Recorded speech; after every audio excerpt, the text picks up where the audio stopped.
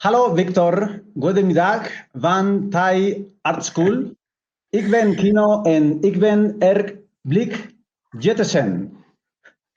¿Qué tal, Bedankt. Víctor? Bien, ¿tú qué tal?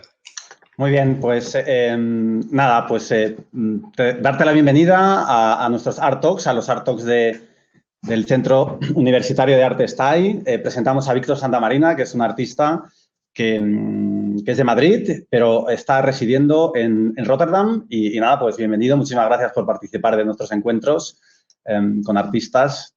Y nada, pues, ¿qué tal? ¿Cómo estás? Bien, tío. Nada, gracias a ti por invitarme y bueno, pues nada, un placer de estar aquí y hablar un ratillo juntos y bueno, pues a ver qué tal lo pasamos. Y bueno, pues nada, yo bien, yo bien. ¿Tú qué ¿Estás tal? en Rotterdam? ¿Estás en tu casa? Sí, sí, en mi casa, en el salón. Pues nada, Víctor, el propósito de estos encuentros realmente es acercar a la comunidad universitaria y a toda la gente interesada a perfiles de artistas bueno, pues de artistas jóvenes pues que habéis estudiado a lo mejor en España, pero también habéis salido, que tenéis un perfil muy interesante para el conocimiento de nuestros estudiantes. Bueno, pues es una suerte de acercamiento, ¿no? De conocer vuestro recorrido, bueno, pues vuestro camino y también vuestro trabajo, ¿no? Entonces, me gustaría empezar por ahí, ¿no? Por esa suerte del el camino del artista, ¿no? Yo te conozco hace 8 o 9 años, creo que fue en 2012 cuando te conocí.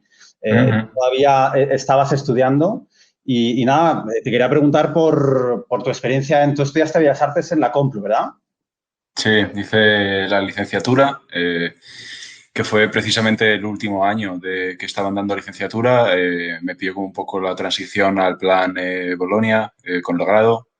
Y bueno, pues no sé, fue una experiencia muy positiva, desde luego en general, ¿no? Pero también con sus momentos bajos, ¿no? Y creo que también el vivir esa transición fue como, no lo sé, a lo mejor para alguien pudo haber sido interesante, pero para mí fue terrible de algún modo porque se generan como muchos vacíos, asignaturas que de repente desaparecían, cosas así, ¿no?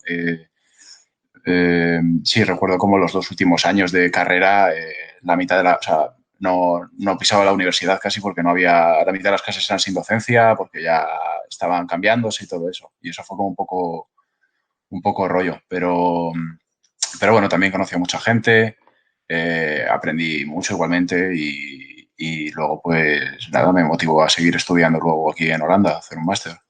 Yo recuerdo que cuando te conocí, recuerdo esa, bueno, experiencia vital que tú compartías con nosotros, ¿no? Y no recordaba que era porque acababa la licenciatura. Es verdad que ese momento fue difícil. Yo recuerdo otra gente que estaba terminando licenciatura y que andaban con cursos escoba, ¿no? De esto de que tienes que terminar en determinada fecha.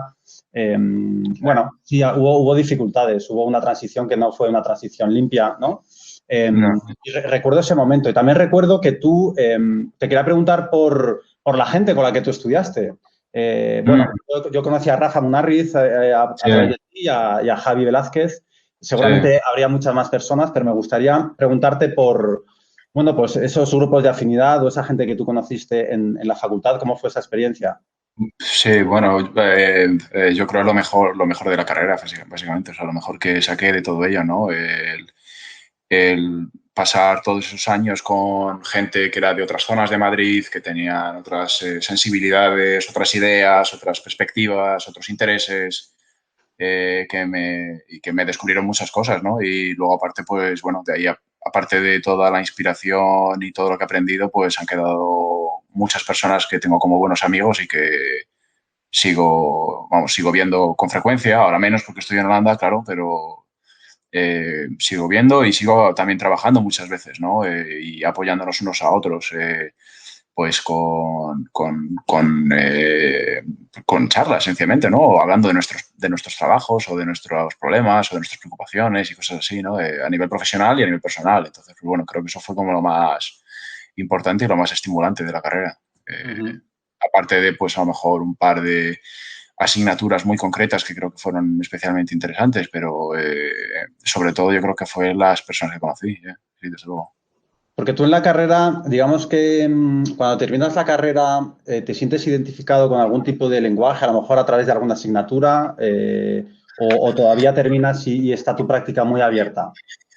Eh, bueno, no lo sé, yo creo que fue como yendo y viniendo un poco mi identidad como artista, digamos, ¿no? Y estaba como en un momento, bueno, como supongo que está para la mayoría de los estudiantes, ¿no? Cuando están en esa edad, que además son jóvenes, ¿no? O, bueno, todavía son jóvenes, pero que, no lo sé, es como que cambias de manera muy radical de una cosa a otra, ¿no? Yo me acuerdo, por ejemplo, que estuve, no sé si fue en el tercero o en el cuarto año que estaba haciendo proyectos audiovisuales y de repente me gustaba mucho la asignatura y me pasé todo el verano trabajando para comprarme una cámara de vídeo de puta madre que me costó 1000 y pico euros y un equipo de edición, no sé cuántos, y luego hice como medio vídeo con eso y dije, uff, no, esto no me mola en realidad. Y de repente me puse a hacer, yo qué sé, instalaciones, ¿no? Y Ajá. de repente decía, no, pues esto tampoco me tal, no sé qué. Y así como que cada 4 meses tenía una especie de estilo, de lenguaje distinto, ¿no? Y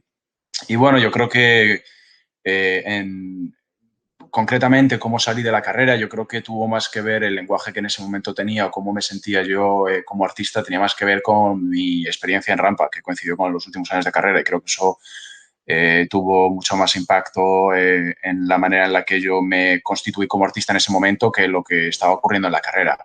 Eh, sí. Sí, yo recuerdo que te conocimos, de hecho, yo, a partir de una convocatoria que salió en Rampa, gimnasio, y yo Sí. recuerdo que lo que tú presentaste a esa convocatoria fue un proyecto en el que tú dejabas unos Claro. testigos en unos ríos. Esta no tienes que decirlo, tío. No, es broma. Bueno, pero recuerdo que en todo ese proceso tu exposición en Rampa acabó siendo una instalación donde había vídeo, había, bueno, era Sí, una instalación de una suerte de, sí, de instalación de multipantalla prácticamente, ¿no? Casi sí, interactiva, ¿no? Porque estaban sí, dispuestos sí, de forma que uno generaba sombras, ¿no? Entonces, sí. bueno, pues cuéntanos un poco sobre esa experiencia en Rampa. Eh, bueno, fue súper estimulante, yo creo, ¿no? Y creo que también una especie de, no sé, de cambio radical en mi manera de ver el arte o la práctica artística, mejor dicho. Bueno, no sé, era como de repente encontrar o empezar a hablar y revisar las cosas que estaba haciendo con artistas, pero que eran de una generación un poco mayor que la mía, o de, pues no sé, a lo mejor 5 años o algo así, o 6 años más mayores que yo, y que tenían, bueno, pues, o sea, como que, y que además, o sea, yo creo que aparte de que fuesen de otra generación, yo creo que era gente, o sea, el grupo que era Rampa era gente especialmente brillante a nivel de, como no sé cómo decirte, como discursiva o intelectual, ¿no? Como que tenía una capacidad crítica muy profunda y fue, vamos, y me ayudó mucho a entender, pues a entender mi práctica o la manera en la que quería desarrollar mi práctica, ¿no? Sí, no sé, estaba como, además era un modelo muy distinto porque yo creo que una de las cosas que siente uno como estudiante o que yo sentía al menos en la facultad era como una especie de abandono de algún modo, ¿no? Es como que nadie se preocupa por ti en realidad, como que, bueno, aquí cada uno se busca la vida y yo los encuentros como más de discutir asuntos concretos de manera directa con personas fue con mis compañeros, pero nunca un tutor o un profesor se sentaba contigo a hablar de algo, ¿sabes? O sea, en realidad era como en plan, léete esto o haz este ejercicio, no sé qué, y en cambio en Rampa pues era como sentarme contigo, estar hablando, pues qué sé, un par de horas sobre unas cosas, hacer un par de estiramientos, un par de ejercicios para la próxima sesión y, y bueno, fue como, pues yo qué sé, pues, o sea, de verdad como una especie de gimnasio intensivo, total, sí. Sí, yo le contaba a Esther, ¿no? Cuando hablaba con ella en un encuentro parecido hace unos meses, ¿no? Que la experiencia de Rampa, bueno, o de gimnasio, ¿no? Ese programa en el que nosotros invitábamos a gente a sumarse al proyecto con esta idea de gimnasio y de entrenar juntos, ¿no? Bueno, pues que era un viaje de ida y vuelta, que efectivamente de esas conversaciones que manteníamos en Rampa nosotros aprendíamos tanto de vosotros como vosotros del contexto, ¿no? O Bueno, sea que en ese sentido, bueno, bueno, es a esta lo idea mejor un del poquito. ecosistema. ¿Eh? poquito a lo mejor, pero no creo No, un que... poco no mucho, ¿no? Porque es esta idea, Víctor, del ecosistema, ¿no? De un ecosistema que, una especie de charca, ¿no? Que se plantea o crece de una manera, pero en la que todo el mundo aprende, todo el mundo se tiene que renegociar, ¿no? Su lugar. O sea, esto también ocurre en clase, ¿no? Aquí en la escuela, cuando tenemos sesiones críticas o tenemos debates, ¿no? Sí, Los docentes estamos constantemente aprendiendo. Es una cuestión de paralaje, ¿no? De tú te colocas en un lugar en un momento dado, pero es un lugar en el que, bueno, a ver, la universidad al final es una estructura y unas cuestiones que son un poco inamovibles, ¿no? Al final, pues hay una guía docente o hay unos temarios, pero poco más. Muchas veces de lo que se trata es de negociando o cumpliendo con esas estructuras más inamovibles, porque al final son grados oficiales y demás, sí, pero, pero poder traer a las aulas también esta idea casi también como de la escuela griega, ¿no? De ese lugar, la escuela como ese lugar donde se ponen encima las ideas y todo el mundo se transforma, ¿no? En ese sentido, bueno, Ramba también fue una escuela para todos, ¿no? sí. O sea, personalmente para mí también lo fue, ¿no? Entonces, bueno, Rampa, digamos que, bueno, Rampa se autoaniquila en el año 2015 y tú en 2016 tomas una decisión de salir de España, ¿no? Entonces, cuéntanos un poco ese proceso. Sí, bueno, sí, pues no sé, terminé la carrera, alquilé un estudio con Rafa Munarriz y con Luis Rojo, que eran compañeros de la universidad, artistas también, y luego además otra gente estuvo viniendo también por el estudio, pasando tiempo en el estudio, pues Teresa Soler estuvo durante unos meses, Marta Chávez también estuvo una temporada, bueno, gente. Y eso fue como muy interesante, pero en algún momento como que también sentí la urgencia o la necesidad de salir un poco fuera y pues un poco como tú decías, renegociar lo que, como yo mismo me entendía, ¿no? O cómo entendía mi práctica, digamos. Y bueno, pues estuve mirando másters en Europa, los que estaban en... También sabía como que no quería estar pendiente de que me diesen una beca o no para ir, porque además yo tenía muy mal expediente académico de la universidad. Entonces, vi cuáles eran los que me podía permitir a nivel económico. El de Holanda eran como 2.000 euros al año, que era algo que pensaba que pues, a lo mejor trabajando de camarero, de lo que fuese en Holanda, podría sacarlo fácilmente para poderlo hacerlo. Y bueno, pues apliqué y ya está. Y apliqué 2 veces, de hecho. Apliqué una primera vez justo después de terminar la carrera. No me aceptaron. Pasaron 2 años que en este estudio que te comentaba con Rafa, con Luis y tal, y volví a aplicar y me aceptaron. Y bueno, pues fue una experiencia también pues, con un impacto muy grande en mi vida, ¿no? Bueno, de hecho aquí sigo, pero creo que a nivel de mi práctica también como que fue muy importante y me hizo, no sé, como que por ejemplo, pues como de manera precisa, ¿no? Yo creo que por una cuestión de admiración y de afinidad también, pero sobre todo de admiración, como que yo estaba o mi práctica estaba muy involucrada o muy ligada al lenguaje de otros artistas de Rampa, por ejemplo, ¿no? Porque era donde yo había tenido como esta especie de súper momento de inspiración o de aprendizaje, ¿no? Y cuando de repente me vine a Holanda, pues sin tener esos estímulos de estas personas, que bueno, que siguen siendo mis amigos y me sigue encantando lo que hacen y aprendo mucho de ellos, pero de repente como que empecé a cuestionarme algunas cosas que a lo mejor estaba haciendo de manera sistemática, era como en plan, pues no sé, a lo mejor en realidad a mí no me gusta hacer esto y en realidad lo que me gusta es más lo otro, ¿no? Y yo creo que esa experiencia fue como lo más positivo, que es algo que creo que ocurre independientemente del programa, del máster. O sea, creo que eso es algo que venía como ya con el hecho de irme. Luego, aparte de eso, el programa en concreto que yo hice, pues me vino muy bien. Creo que es un programa muy bueno. Vamos a poner un poco en contexto a la gente. Tú estudias en el Piet Schwartz Institute, que es la escuela de arte, digamos, más conocida de Rotterdam, y estudias el programa, el MFA, ¿no? El Masters in Fine Arts. Sí. Eh, Sí, es un programa en el que entran alrededor de 10 artistas cada año, ¿no? Y son 2 años, es una longitud de 2 años. Entonces, siempre hay estudiantes de primer y de segundo año que Que, hacen un total de alrededor de 20 personas bueno, pues se van solapando, ¿no? Entonces, tú entras en ese programa ¿y qué te encuentras en la Pietzschwart?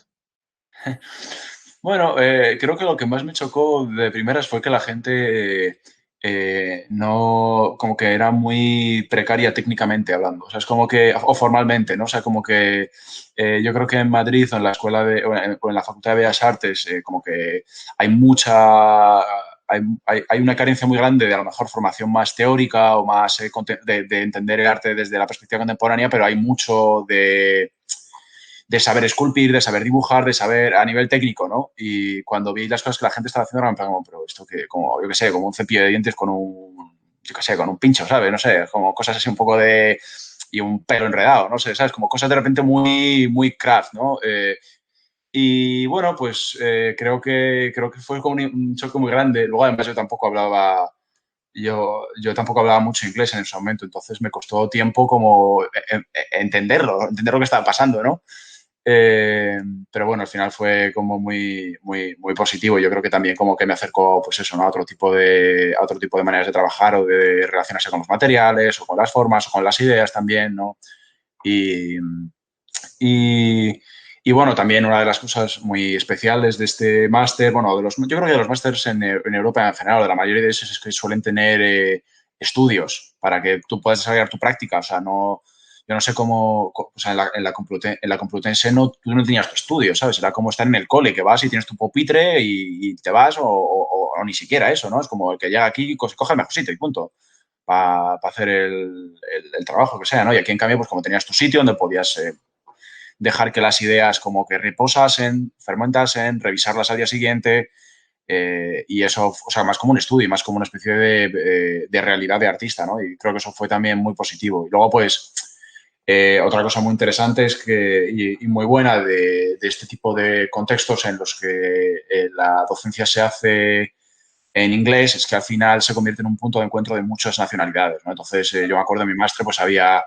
tres o cuatro artistas de Reino Unido, un artista ruso, un artista americano, dos artistas franceses, estaba yo, estaba un artista de la India, un artista turco, un alemán, es como de todas partes un poco, ¿no? Imagino que Y también el profesorado también es muy variado, ¿no? Es gente que... mismo con el profesorado, justo, eso Sí. es, sí, sí. Es que Entonces, pues además bueno, Holanda, al estar en un lugar geográfico tan central en Centro Europa, facilita que, bueno, pues que haya profesores o comisarios o artistas que o están de paso, van a Ámsterdam y dan un salto a Rotterdam a hacer un trip, o a lo mejor, sí, pues se desplazan de una forma más rápida. En ese sentido, bueno, Bruselas, Ámsterdam, sí, Rotterdam, París, bueno, pues están geográficamente muy próximas, ¿no? En tren te plantas en una hora en cualquiera de esos sitios. Eso sí. facilita ese intercambio internacional, ¿no? Que también es algo interesante ya cuando uno está estudiando un máster. Sí, bueno, y también hay una cuestión en Holanda y es que hay una gran como prosperidad económica, digamos, ¿no? Y eso al final pues genera una especie de escenario muy cómodo para desarrollar las prácticas artísticas o sea, es como que es conveniente en realidad, ¿no? Entonces hay una razón también práctica, vital, económica de gente que dice, bueno, mira, es que aquí me pago menos, me pagan más y todo es en inglés y tal, y bueno, pues lo único que está todo el día lloviendo, pero eh, Sí, pero es verdad que se confluyen diferentes factores, ¿no? Como, bueno, pues una tradición de coleccionismo por un lado, pero también de apoyo a las artes, desde lo sí, privado, también desde lo público. Bueno, que se puede estudiar en inglés y que eso, siendo un país que no es de habla inglesa, se puede estudiar, vivir y trabajar en inglés. Eso sí, también lo facilita. Bueno, que al final es un poco la lengua franca del arte contemporáneo en Europa, ¿no? sí, Y eso facilita que haya muchísimo intercambio, ¿no? Es decir, justo. que tú puedes tener un día un tutor que es lituano y que da un salto a Rotterdam y vas a una institución y lo dirige una persona que es de Sí, Italia. sí, sí, Entonces, bueno, quiero decir, eso está embebido totalmente en esa cultura también, ¿no? A pesar de sí, que si uno está muchos años, pues supongo que querrá aprender Bueno, es que aprender holandés, yo he empezado hablando en holandés con la ayuda de Google Translator, Eh, es un lenguaje difícil. no Em, entendí una palabra que has dicho, o sea, yo llevo Mira, aquí 5 años o sea, sé dar las gracias en el supermercado y cosas así, pero no es imposible. tranquilo. Nada que ver. Sí. Vale, entonces, bueno, y háblame un poco de la gente que conoces. Es que a mí me interesa mucho y hablamos mucho aquí en la escuela de los grupos de afinidad, ¿no? También con la experiencia propia de Rampa y lo importante que también fue para mí, para la gente eh, Mhm. bueno, pues que lo llevaba. Y hablamos mucho de los grupos de afinidad, de las prácticas que se dan de forma individual, pero también colectiva, en cuanto a que, a pesar de que una práctica puede ser autoralmente individual, habitualmente se da dentro de, bueno, una suerte de ecosistema, ¿no? Sí, sí, sí. Entonces, ¿cómo fue ese ecosistema en cuanto a los artistas con los que tú entraste en contacto y con los que a lo mejor quizás sigues en contacto, no lo sé? Sí.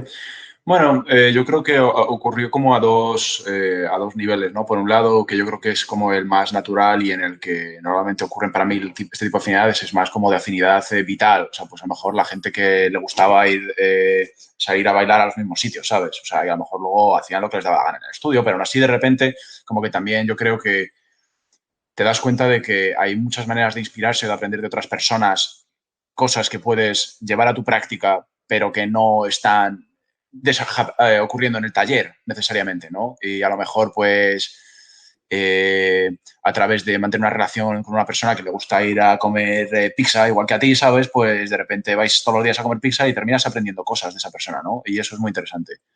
Me Y recuerda, esas... perdona, esto me recuerda cuando la gente habla de este tipo de cosas, siempre me recuerda a la relación que tiene José Díaz y su práctica con el Stardust, la noche, como esta Sí, idea de que uno se nutre de los lugares, de todos los lugares, ¿no? De la vida al final, ¿no? realmente, sí, sí. Sí, sí, absolutamente, ¿no? Y yo creo que eso, o sea, eso es por un lado, y luego aparte, aquí en Rotterdam es, bueno, yo creo que en Holanda en general, pero en Rotterdam ocurre mucho, igual especialmente, no lo sé, es la escuela genera como una especie de, o sea, no quiero decir ecosistema otra vez, ¿vale? Pero como una especie de comunidad alrededor de ella, ¿no? Y hay mucha gente que se queda en Rotterdam, sin ser la ciudad más bonita o más maravillosa del mundo, pero hay mucha gente que se queda en Rotterdam porque hay un valor de comunidad de alumnis del máster muy grande y muy extenso, ¿no?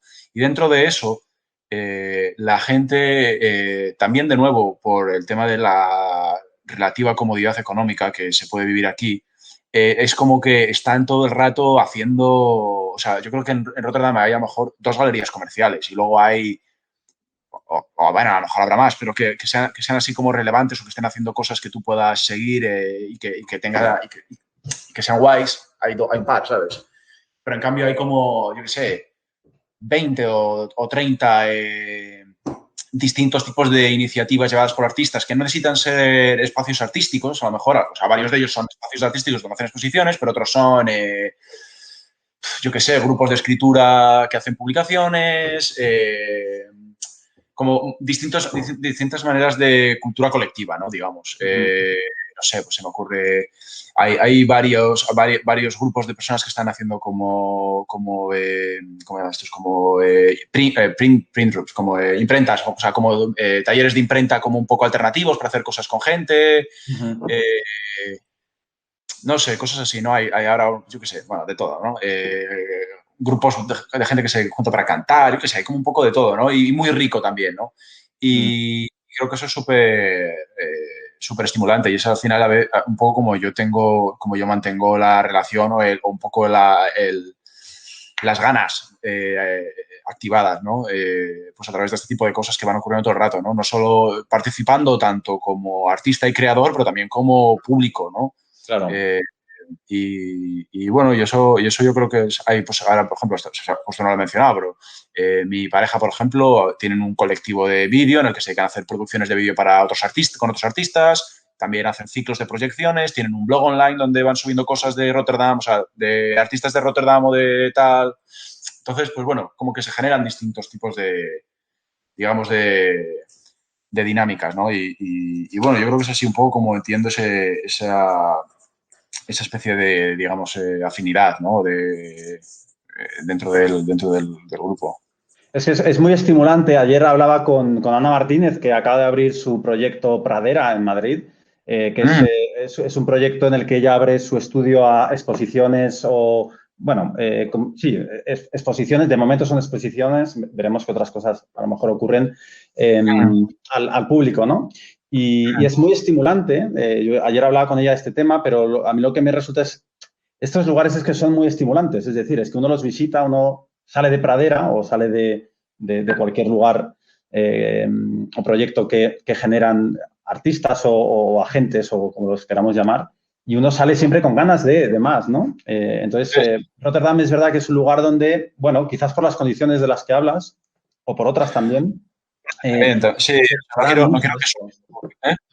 Que se da mucho, o sea, que hay mucha proliferación de este tipo de proyectos para los que además no hay necesariamente una continuidad o No, una no, esperanza de continuidad o de perpetuidad, ¿no? Simplemente son cosas que aparecen y desaparecen. Está genial, ¿no? sí, es como una especie de forma de compartir como semi-espontánea, ¿no? Casi. Es como que ocurre, un espacio hace 4 exposiciones, desaparece, pero sin drama detrás, digamos, ¿no? O sea, es como que sencillamente como, bueno, pues ya, es que esto, sí, pues durante estos meses me apetecía hacer esto y ahora ya no me apetece, ¿no? O Claro. sea, a ver, comentaba lo de las condiciones, pero tampoco quiero que suene como dramático, como de que es gracias a ello que la gente hace las cosas, ¿no? O sea, creo que, bueno, es uno de los muchos factores, pero también es eso, que la gente en realidad como que se interesa en hacer esto, ¿no?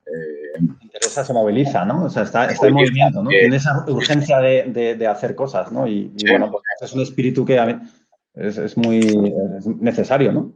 sí, Eh, sí, totalmente. dentro de que, claro, las condiciones también ayudan o no, ¿no? Obvio, sí, obvio. Obviamente. Me apetece mogollón meternos un poco en tu curro, ¿vale? Venga, Entonces, voy a compartir pantalla ok. con... Vamos a ver.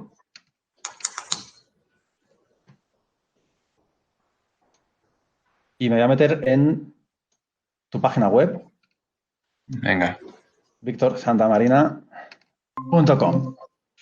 yes. Ya estamos. Entonces, bueno, a mí este proyecto me parece maravilloso, este sobre el que estoy poniendo el cursor. Sí, qué Voy a bueno. abrir. Es un proyecto que no tiene título y que se da en el marco de una exposición en un lugar, bueno, en un centro de arte, vamos a decir, que se llama A Tale of a Tap, y una exposición comisariada por Tiago de Abreu Pinto, en la que erais varios artistas, ¿verdad? Sí, sí, una colectiva. Entonces voy a poner un poco del vídeo maravilloso que invito a todo el mundo que nos esté viendo a encontrarlo en tu página web y a verlo, a apagar las luces de vuestra casa o de vuestro estudio, poner el volumen a tope y verlo. Es una maravilla de vídeo. Dura 4 minutos. Yo voy a poner un poquito para que se vea un poco y ahora lo comentamos, si te parece, ¿vale? Voy a ir Genial. pasándolo.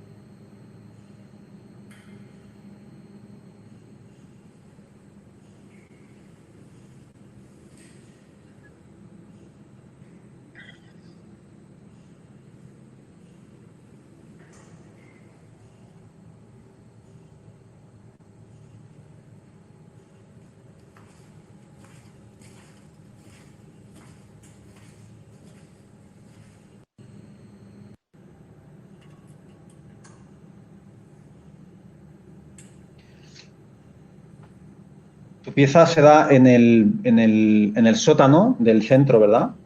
Sí. Y es, bueno, dispones unas esculturas metálicas de aluminio, hay tuberías de cera, hay agua, hay sonido, hay luz, hay algunos sensores. Mm. Sí, fue un pitote, la verdad, para montarlo, pero la verdad es que luego mereció la pena totalmente. Fue muy guay.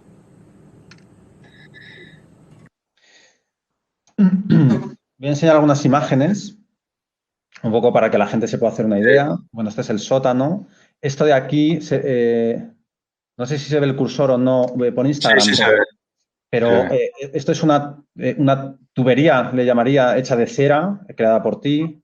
Hay unas gotas que caen sobre unas esculturas de aluminio que presentan una robusta fragilidad. Es además casi diría que un giro en tu trabajo, porque tú hasta el momento habías trabajado con muchos materiales, pero la obra inmediatamente anterior, bueno, el yeso había tenido y la escayola habían tenido una importancia muy grande y en este caso es el aluminio creado además casi desde el desconocimiento en cómo se hacen esculturas de aluminio, de repente adquieren una gran importancia en esta pieza. Y hay gotas que van derramándose de las fisuras que presenta esa tubería que atraviesa el espacio, ¿no? Además, hay unas luces que se encienden y se apagan, no sé si con sensores, Sí, y hay un con sensores. sonido.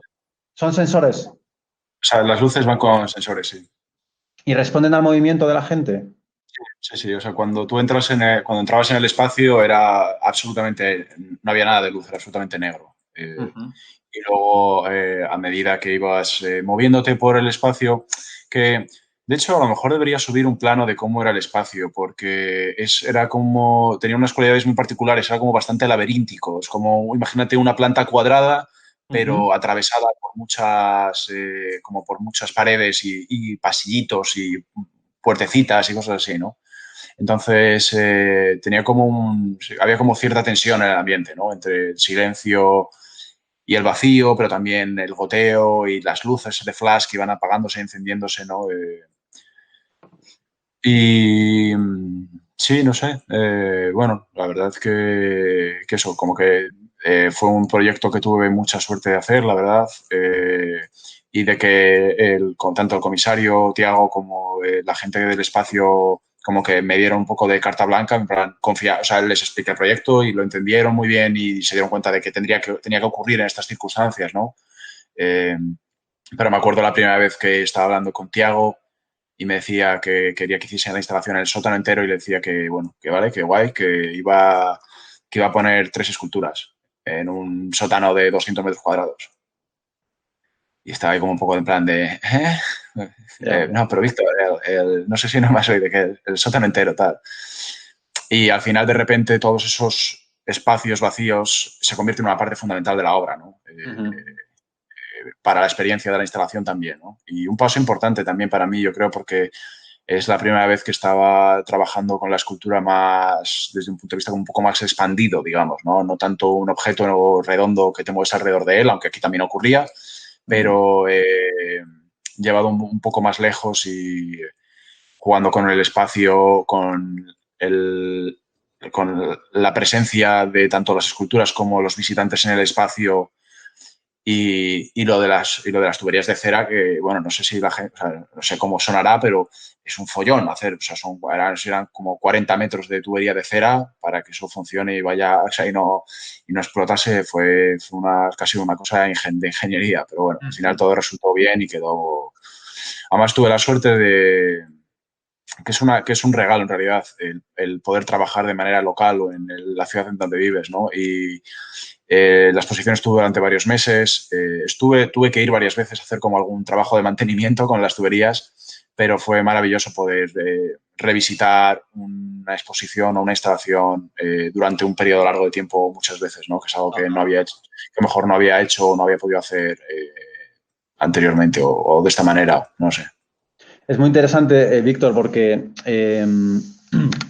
es muy interesante cómo hablas de esta idea de la escultura expandida, ¿no? En este caso, bueno, ahora vamos a ver algún otro trabajo quizás, ¿no? O sea, tus esculturas siempre plantean una suerte de deriva, ¿no? Hay algo que ocurre siempre con alguna mancha o con algún líquido, una suerte de cuerpos que no acaban como los nuestros, ¿no? Que son porosos y que no acaban de soportar los líquidos que contenemos, ¿no? Y que de alguna manera tienen que salir por algún lado, ¿no? Entonces, esa relación que tiene tu trabajo con lo robusto y lo frágil, con lo sólido y lo líquido, a mí me parece muy interesante, ¿no? Y ahora cuando hablas de esta idea de la escultura expandida, estaba pensando en las relaciones que se conformaban entre el agua, ese líquido, ¿no? Y un metal que tú has dado con él a partir de también un líquido, ¿no? Porque al final lo que, bueno, pues has transformado es latas de algunos refrescos, ¿no? Y, Sí, y algunas, bueno, chatarra, chatarra, ¿no? Bueno, pues lo fundías, imagino, sí, eh, siguiendo instrucciones de vídeos de YouTube. eh, sí. pero a mí me interesa mucho, me parece muy, como una carga poética muy, muy grande en este espacio, entender cómo tu escultura, de alguna forma, pone en relación este líquido con este sólido y genera un ruido que no es ni el líquido ni el sólido y es, bueno, es el tambor el sonido que se genera con estos dos materiales, ¿no? Un material que encontramos en Occidente de forma muy fácil. En Europa es muy fácil dar con agua. Uno tiene agua siempre a 3 minutos de distancia, ¿no? Casi desde donde esté. Sí.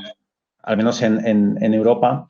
Eh, y cómo interactúa en tu instalación me parece que tiene una gran poética, ¿no? Y además saliendo de las fisuras de una tubería que ha creado alguien que tampoco sabe hacer tuberías y que tiene que tener un mantenimiento muy, muy extraño, ¿no? Y además que esto provenga de tu experiencia en tu estudio, Sí. eh, bueno, creo que hace un cierre muy interesante también de cómo es tu práctica, ¿no? De que es una práctica que está en constante diálogo con tu vida, con lo que está a la mano, con lo que sabes hacer, pero sobre todo y muchas veces con lo que no sabes hacer, y con todo el potencial del no saber, ¿no? Y de tener que Sí.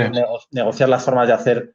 Eh, pareciera que cuando ya has dominado la escayola y el yeso y Sí. el cemento blanco, te cambias al aluminio, ¿no? Sí, sí. Sí, bueno, este proyecto también tiene una historia detrás como muy, muy larga en realidad, ¿no?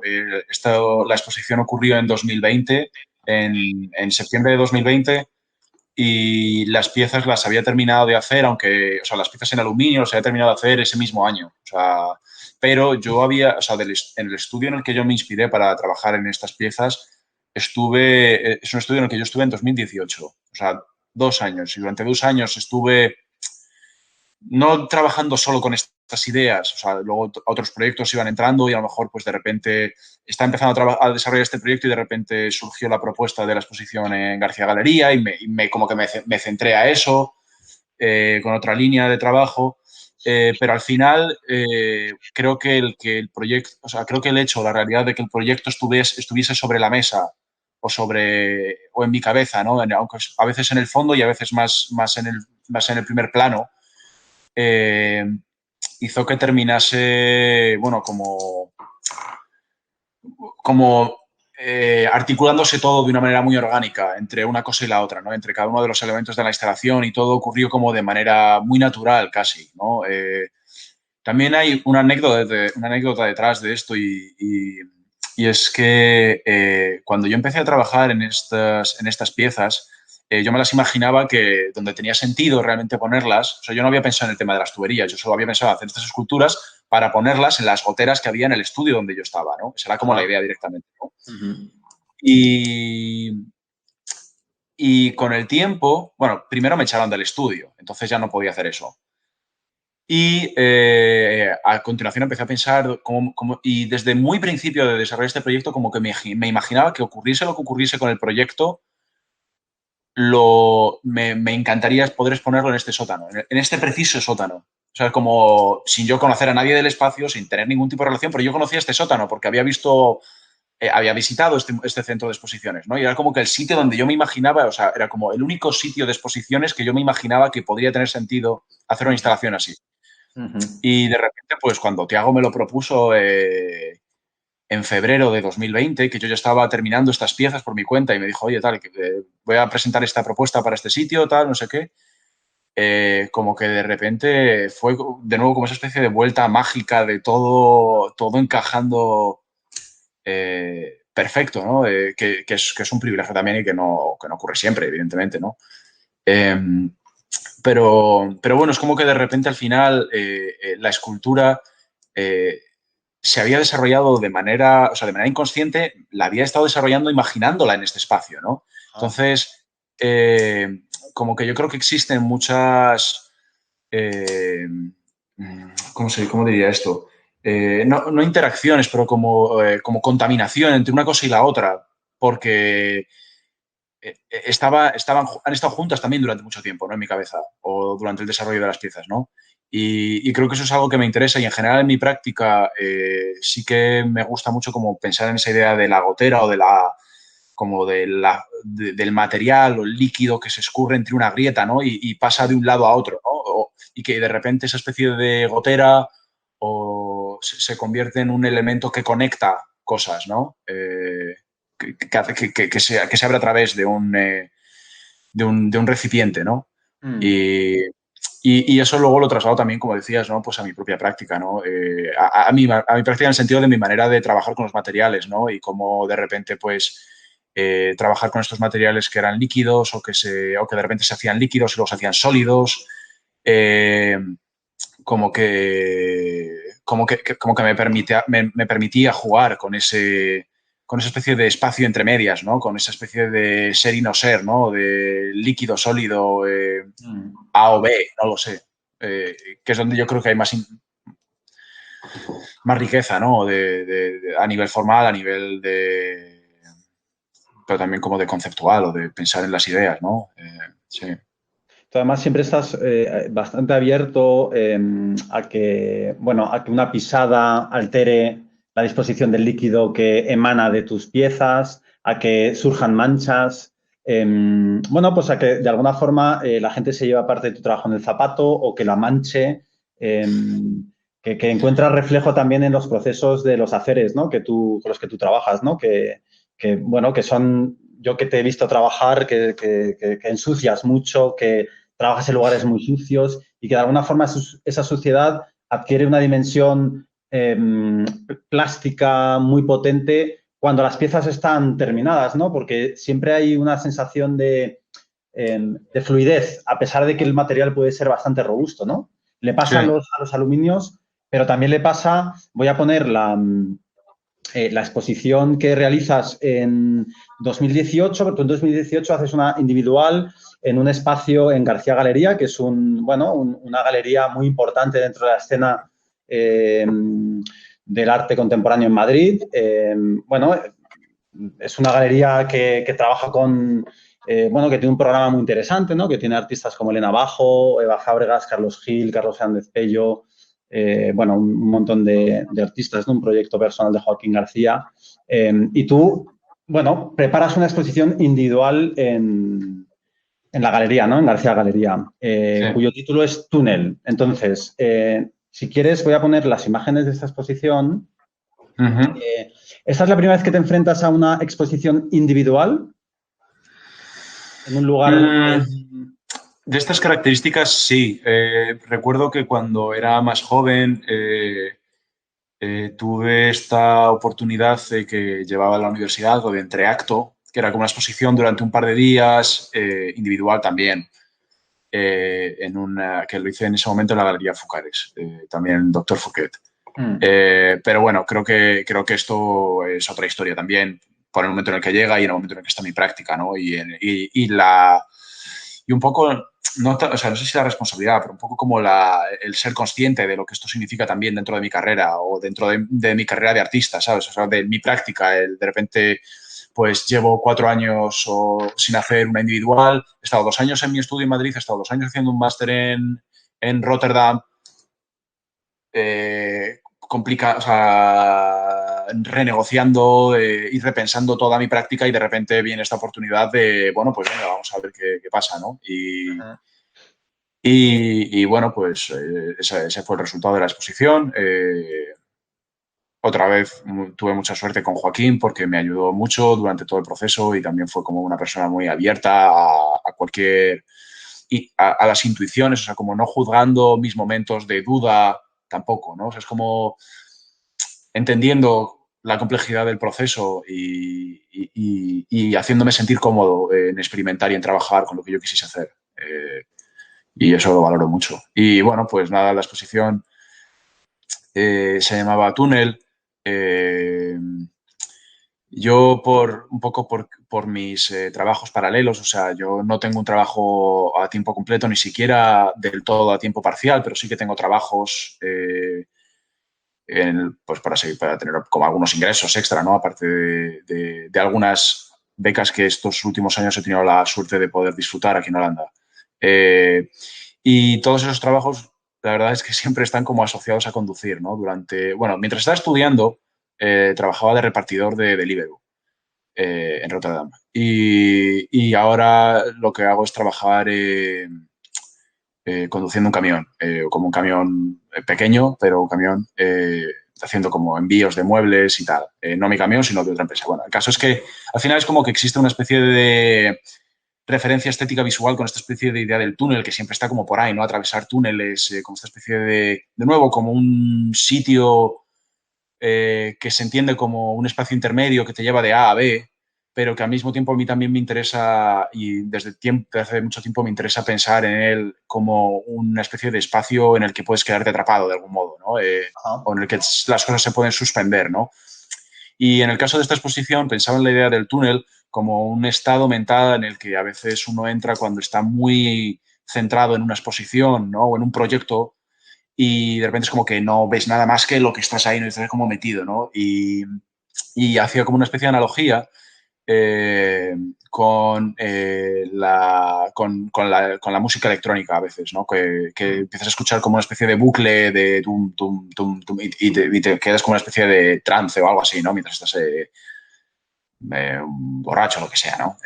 O bailando, no hace falta estar borracho también, pero bueno, como que te lleva allí, ¿no? Y como que me interesaba pensar en esta especie de luego llevarlo a la escultura y de hacer como este tipo de formas que están como derramándose, pero como un poco atrapadas en derramarse, ¿no? Y es como que va dando vueltas el líquido alrededor de la escultura un poco casi, ¿no? Los materiales, como que van de un lado para otro, ¿no? Y eso, pues bueno, fue como un poco el eje a través del que quería trabajar. También tenía como ciertas ideas respecto a volúmenes que quería hacer que pudiesen evocar partes del cuerpo, formas orgánicas y movimientos, pero que tampoco lo representase de manera literal. Y bueno, pues no sé, fue una experiencia, es un proyecto en el que me quedé muy contento, la verdad. También, pues bueno, no o sea, o sea, es como que estoy contento con lo que ocurrió y creo que la expo, si la volviese a hacer, la haría seguramente igual, pero siempre tienes como esta especie de fantasmas a veces, ¿no? Y sí, bueno, a lo mejor podría haber hecho algo más, ¿no? O haber puesto algo en las paredes, porque la exposición era como 4 esculturas, literalmente también, ¿no? Está como esa especie de economía de medios o economía de objetos casi, de lo mínimo, ¿no? De centrarme mucho en lo que para mí es interesante, ¿no? Bueno, que en el proyecto ya de las goteras creo que se expande un poco más y siento que a lo mejor ahora estoy intentando también como traer otro tipo de procesos a mi práctica, a lo mejor. Como expandiendo un poco más, ¿sabes? De nuevo, esta idea o estos acercamientos, ¿no? Pero bueno, en el contexto de la expo sí que era como muy escultura en un plinto, ¿sabes? Me encanta esto que dices de esculturas que están desbordándose, pero que no acaban de poder desbordarse a sí mismas, ¿no?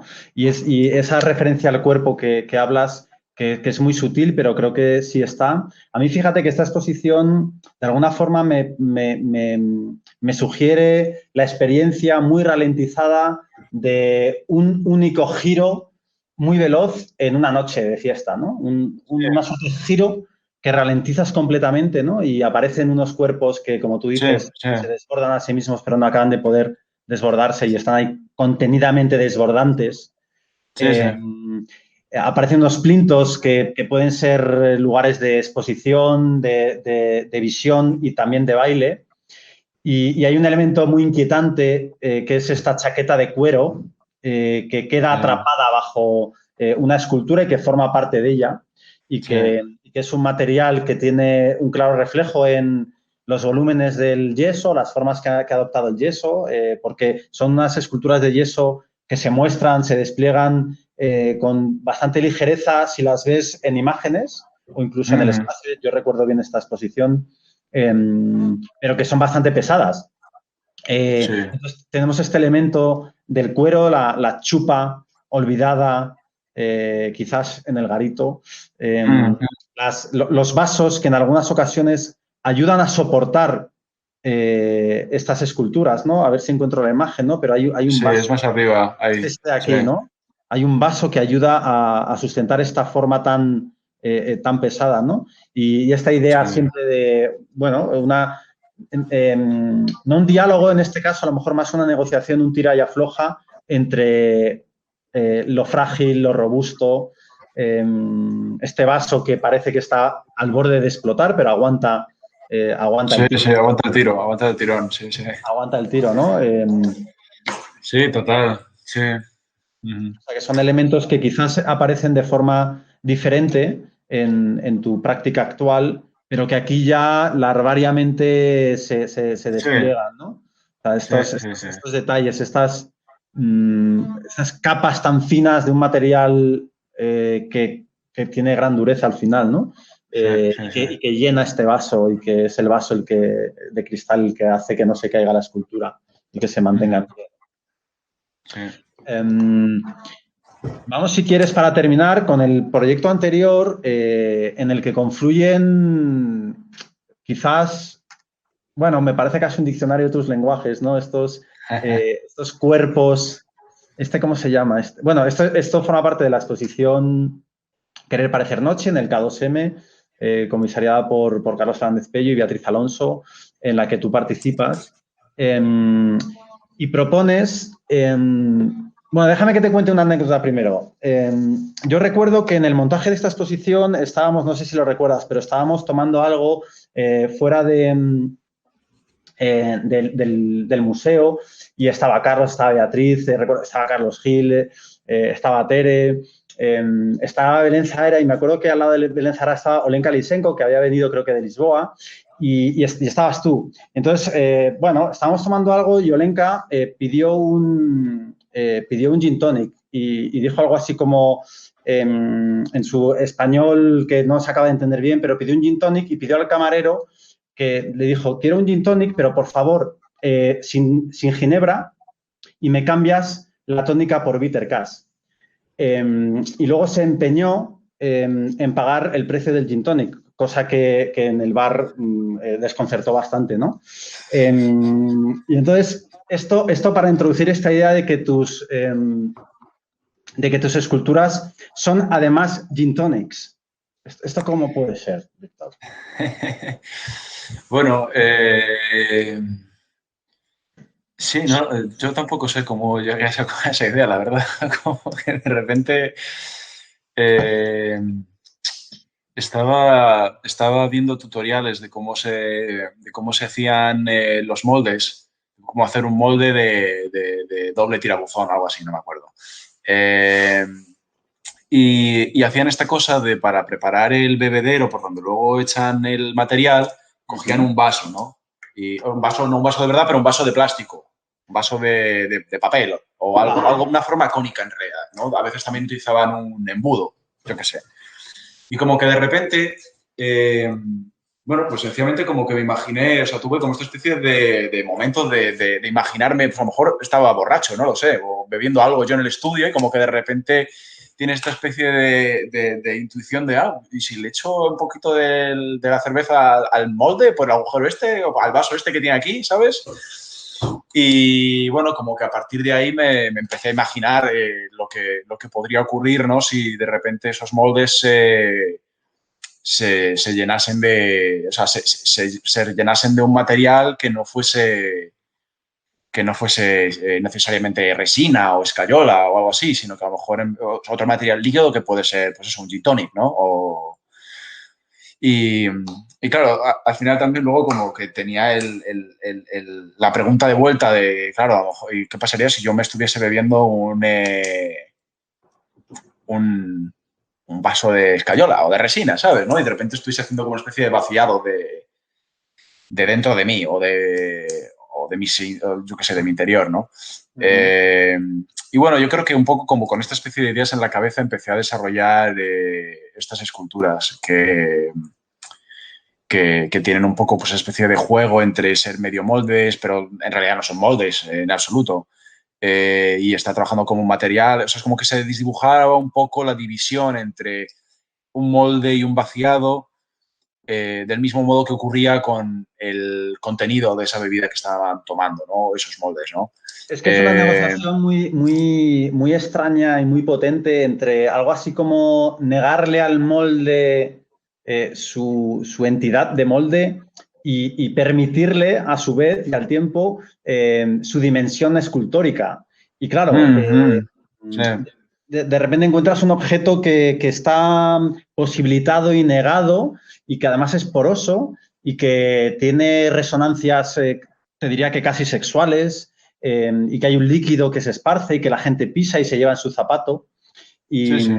entonces hay todo un juego de posibilidades, de formas que en principio pueden parecer muy abstractas, pero que tienen referencias muy fuertes con cuestiones muy concretas también, ¿no? Y vivencias que compartimos, ¿no? Que Sí. todos nos podemos sentir de alguna forma identificados, ¿no? Sí, y creo que eso es lo que le hace a estas esculturas muy potentes. Recuerdo que una estaba instalada, estas que tienes en la web son las de la segunda planta, creo, pero tenías una instalada en la primera planta, en la parte que era un poco más oscuro, más discoteca, donde estaba el trabajo de Javier Fresneda, donde estaba también el trabajo de Leonor Serrano, de José Díaz, y que era más nocturno, ¿no? Y había ahí también una de tus piezas. Sí, imposible de fotografiar esas esculturas, muy difícil, pero sí, por eso no están en la web, porque las fotos no, pero claro, sí, esas también... esa estaba en un hábitat que le era muy propio, Sí. así como imaginarse ese giro de cabeza o ese cuerpo bailante en una discoteca y ese cuerpo bailante ya en el after, pero que ya no es el after, es la calle, ¿no? Es el bareto, el bar de viejos de las 10 de la mañana que se convierte en un after, esta cosa tan de Madrid, ¿no? Los bares de mañana se convierten en los after de los after, ¿no? Y estas Sí. participan un poco de esa, no sé si de esa lógica de ese flipe, ¿no? Sí, un poco por ahí van, desde luego. O sea, también es como que yo cuando estaba trabajando en estas esculturas tampoco quería como, o bueno, en general en mi práctica, ¿no? Es como que vienen de experiencias o de ideas o de sensaciones muy precisas combinadas con mi interés en trabajar con estos materiales y desarrollar estas formas escultóricas, pero al mismo tiempo no están cerradas. O sea, es como que, como que no están cerradas en el sentido de que se generan más en unas condiciones, más que sean una especie de resultado de una ecuación, ¿no? Sino es como, bueno, pues estas cosas son las que estaba viviendo o en las que tenía en mente o las que me estaban estimulando y esto es lo que ocurre, todo lo que ha pasado, o sea, ha quedado, o esto es hacia donde ha ido, de algún modo, ¿no? Sí. Bueno, voy a pasar algunas preguntas, pero es que me quedaba hablando contigo, porque es muy bonito esta idea de... Sí. También de dejar, bueno, de la agencia de los materiales. Esos materiales en una agencia y tú hay un tira y afloja, hay una negociación y a veces ganas, a veces pierdes, a veces permites, a veces restringes. Y bueno, y también aprendes de su agencia, ¿no? Y en ese sentido, bueno, pues es ese diálogo también interesante en la que, bueno, uno puede entrar con la obra, ¿no? Propia o ajena. A ver, preguntas. Nos preguntan Natalia. Hola, Natalia. Hola. ¿El máster al que aplicaste en Holanda, de qué era? Fine Arts, Bellas Artes, era un máster de Bellas Artes, sí, máster de Bellas Artes. Sí, eso, que además es un máster abierto en cuanto a que acoge cualquier tipo de práctica dentro de lo que se puede entender una práctica contemporánea, ¿verdad? Bueno, de hecho, el Pittsburgh Institute tiene el máster de Bellas Artes que ya de por sí abarca un espectro muy amplio, o sea, de cualquier tipo de práctica artística contemporánea, pero luego el propio, o sea, el instituto tiene también otros másters que además son todos como de cosas híbridas, ¿no? Pues a lo mejor es como arquitectura mezclada con social engaging o cosas así, ¿no? Hay otro que se llama como publicaciones híbridas, otro de lente experimental o algo así, no sé, como que tiene varias cosas y eso también es guay, la verdad. O sea, como que yo lo que hice fue el de Bellas Artes, pero ahí tienen una oferta que es muy interesante y el ambiente es muy guay. Muy bien. Mira, otra pregunta a Asier FF. Te pregunta si tienes una rutina de trabajo cuando no hay una exposición a la vista. Sí, bueno, normalmente solo, o sea, si no estoy trabajando por algún trabajo de dinero, que eso trabajo como autónomo, entonces pues es un poco cuando cae y si me cuadra lo cojo y si no, no, pero que eso rompe un poco el ritmo. Si no es por eso, normalmente voy todos los días al estudio, a las 9:30 o a las 10 estoy por ahí y a las 6 o 7 me vuelvo. Como en casa, que es un privilegio también. Estoy como maravillado con eso de poder volver a casa para comer. Pero sí, pues no sé, imagínate, yo qué sé, pues entre 6 y 8 horas a lo mejor le echo al día. Pero nunca, o sea, siempre intento, y los fines de semana no hago nada. Siempre intento como gestionarlo para no llegar ahogado a las exposiciones. O sea, cuando tengo alguna exposición siempre, o sea, siempre como que me lo planifico todo muy bien para que para no tener que darme una paliza en el último momento y no, porque para mí es súper importante también, pues primero no hacer las cosas con prisa y luego además como disfrutar de lo que estoy haciendo. O sea, es como que si de repente entro en una especie de dinámica de estar agobiado para producir algo porque tengo este deadline o esta fecha límite, no tiene sentido para mí hacer eso. No lo hago. O hago todo lo posible, todo lo que puedo hacer para no llevar a mi práctica ni a mi persona a esa situación. Muy bien, Víctor, pues nada, llegamos al final de nuestro camino. Muy bien. Muchísimas gracias por participar, por compartir este espacio, tus reflexiones. Nosotros encantadísimos de que vean el entusiasmo que arrastra tu práctica y eso siempre es muy inspirador, o sea que te lo agradecemos muchísimo. A vosotros, un placer. Y nada, pues te vemos por Madrid. Cuando vengas, avísanos, a lo mejor puedes visitar la escuela. Bueno, sí, me encantaría. Eso Genial. Muchísimas gracias, Víctor. Nada, a ti, bueno, y a todos. Un abrazo muy fuerte. Un abrazo.